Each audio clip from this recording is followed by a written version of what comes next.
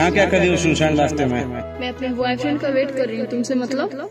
सुनसान रास्ता इसीलिए पूछ रहे हैं, कौन है तुम्हारा बॉयफ्रेंड? इसका वेट कर रही हो? ये 10 बजे रात में आएगा। तुम्हें कैसे पता? इतना बार होटल गया हूँ, इसको देखा हूँ, एक होटल में वेटर का काम करता है ये। क्या? सही में। चलो दिखाओ तो। बैठो।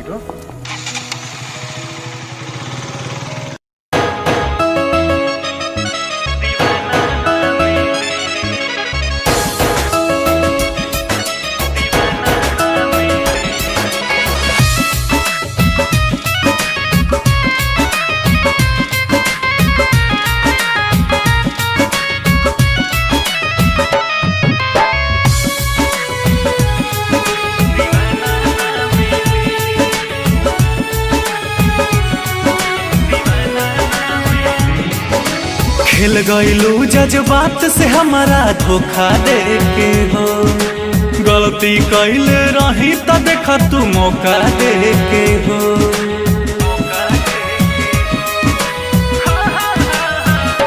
हाँ, खेल गईलू जज्बात से हमारा धोखा दे के हो, गलती कैले रही तो देखा तू मौका दे के हो।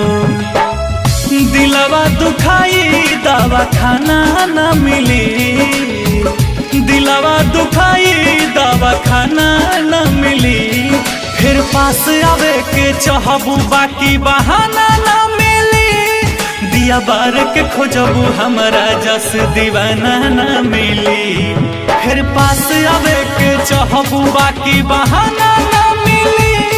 दिया बार के खोजबू हमारा जस दीवाना न मिली।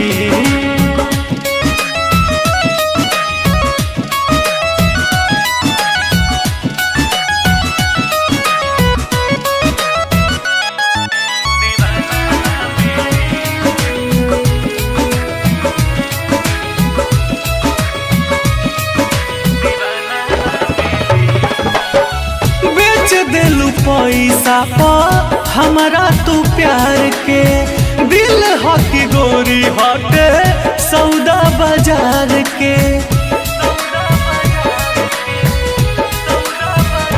हाँ, बेच दिलू पैसा पा हमारा तू प्यार के, दिल हकी गोरी हटे सौदा बाजार के।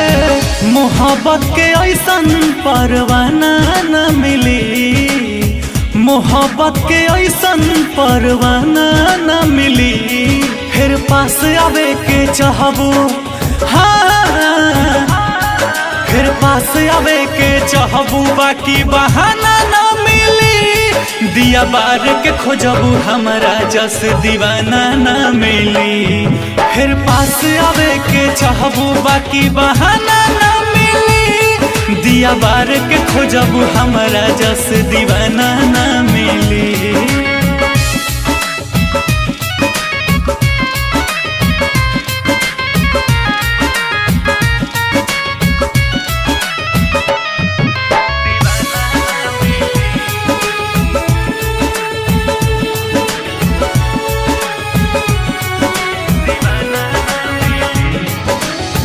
पहिले न भइल रहे ऐसन हलतिया, कोई के मोहब्बत कैनी बड़का गलतिया।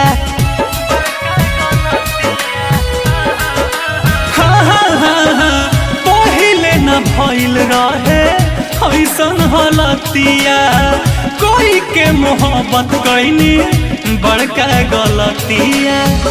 रंजित सूरज के लव के गाना न मिली, रंजित सूरज के लव के गाना न मिली, फिर पास आवे के चाहबू।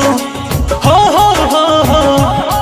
फिर पास आवे के चाहबू बाकी बहाना न मिली। दिया बार के खोजबू हमारा जस दीवाना न मिली, फिर पास आवे के चाहबू बाकी बहाना न मिली। दिया बार के खोजबू हमारा जस दीवाना न मिली।